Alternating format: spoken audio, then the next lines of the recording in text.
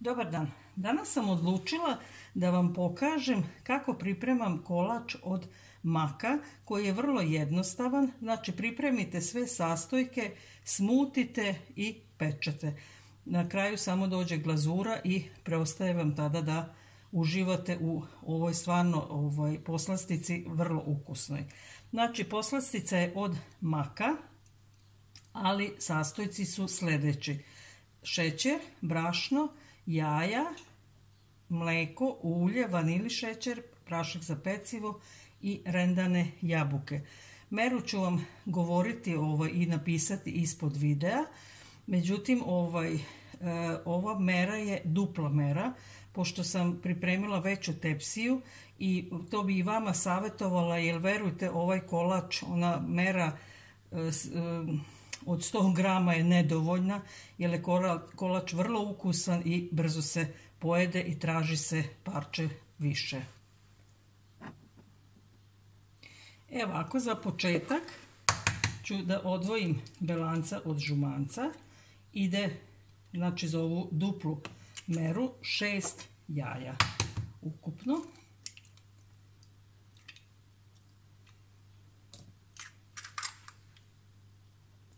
Nakon što sam odvojila žumance i belance, ja pripremim ovako takozvanu suvu smesu koju ću na kraju dodati. U nju stavljate po 2 vanili šećera,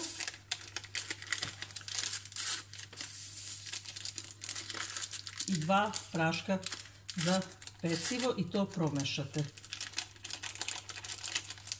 Mak ne morate u ovo umešati, mada i on spada u suvi sastojak. Dovoljno je da ga dodate kasnije u svu ovu smesu. Evo, ovdje imam još neki načet vanilje, pa ću i to da iskoristim. Jedino jabuke ostavljate za kraj, njih umešate sa nekom kašikom ili onom špatulom, tako da sve ostalo ide nekim redom. Znači ovako, sada umutim belanca sa šećerom, dodajem polako žumanca i zatim ide ulje, po 2 deci ulja, 2 deci mlijeka i na kraju te suve sastojke i jabuke. Evo ovako, pre nego što počnete mutiti ova belanca, možete uključiti večerjernu na 180 stepeni.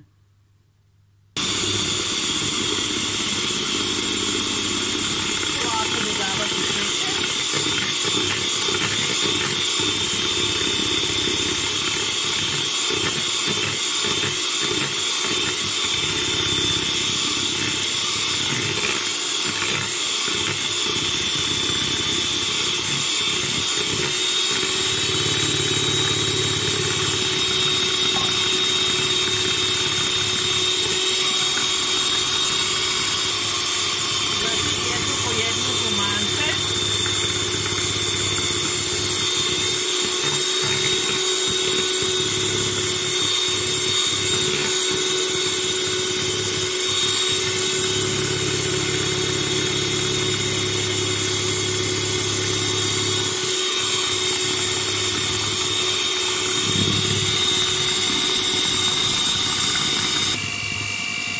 Kad se ova smesa ovako fino podigne i pobeli, znači toliko se mutili da je ovo već onako masa bukvalno pobelela, dodajemo ulje, možete sve odjednom, ništa ne smeta, mlijeko,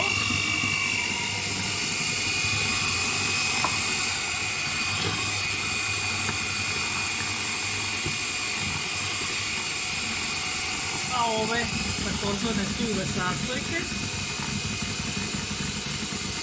malo postepeno sve nastavite sa mikserom, možete na ovoj jedinici ili dvojci.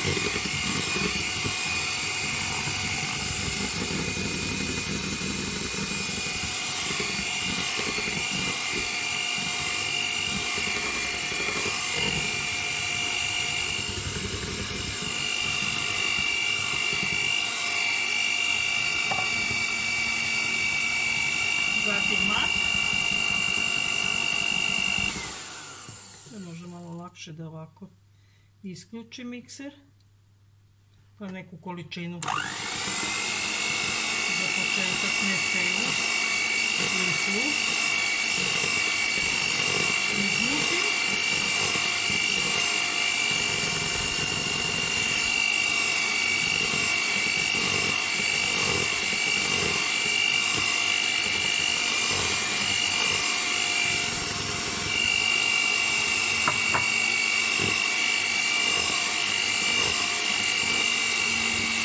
Dobro ujednačite sve sa mikserom, znači nikako bojazni da će nešto sa maslom da se desi,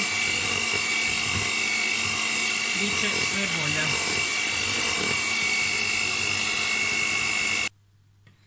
Evo, nakon što sam izmutila sve ove sastojke, to ne trebate puno kad počnete dodavati u izmućena jaja, i na kraju samo ove jabuke.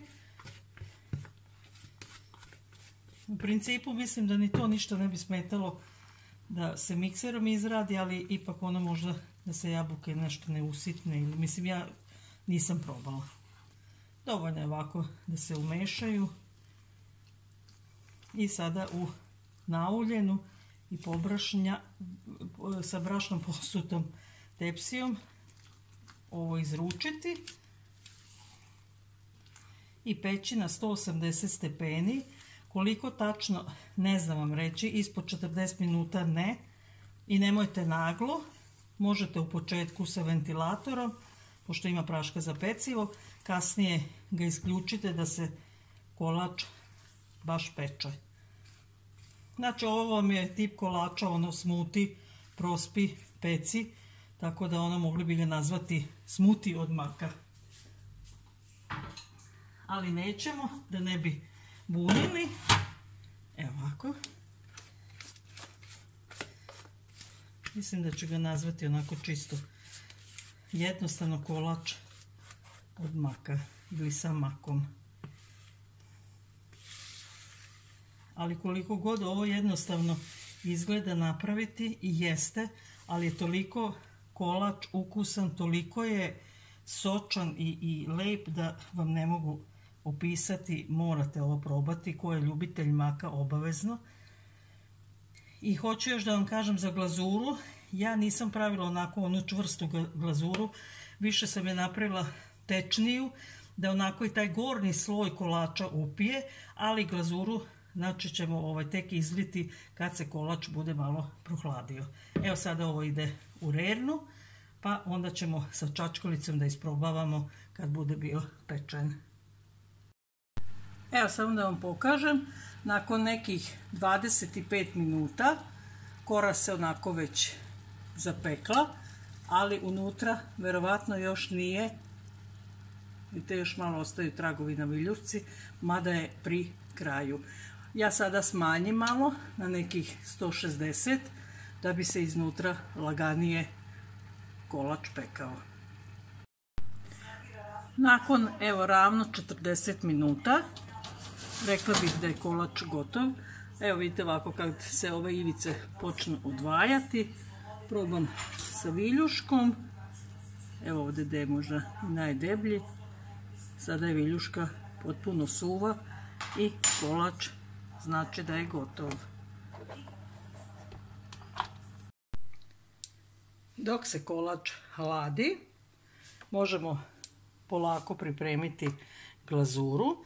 Znači glazura ide, pošto sam ja pravila tu duplu smesu, tako ću i glazuru. Ide 200 do 220 grama čokolade za kuvanje, 80 grama putera, margarina i 2 kašike ulja. Ali pošto sam rekla da ja je napravim malo ređu, volim da upije, sami kolač da upije malo te glazure, ja dodam i mlijeko.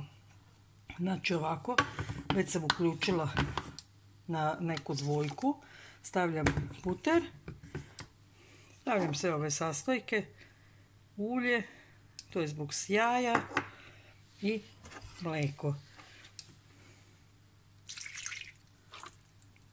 Pa mlijeko recimo 1 deci, To ću da vidim kad se bude sve ovo otopilo, koju gustinu ću da dobijem, pa ću tako i vama pokazati. Znači, neki savjet za ovaj kolač koji se vidjeli ste kako pravi jednostavno, nemam. Eventualno neki praktičan savjet da kada krenete sa pravljenjem belanca mutite prvo i da njih stavite u veću posudu, pošto naknadno sve ostale sastojke dodajete u tu posudu, tako ćete štediti suđe, a samim tim i sebe.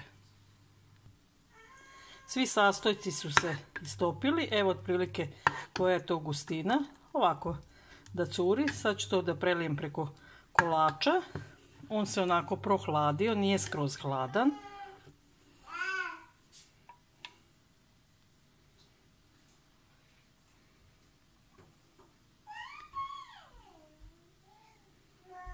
Fino da izravnam.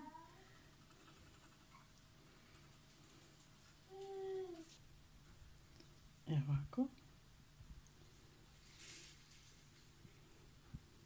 I sada treba sačekati baš da se ona, koliko god da je retka, ipak malo stisne, da se kolač može, odnosno stegne, da se kolač može lepo rezati. Evo.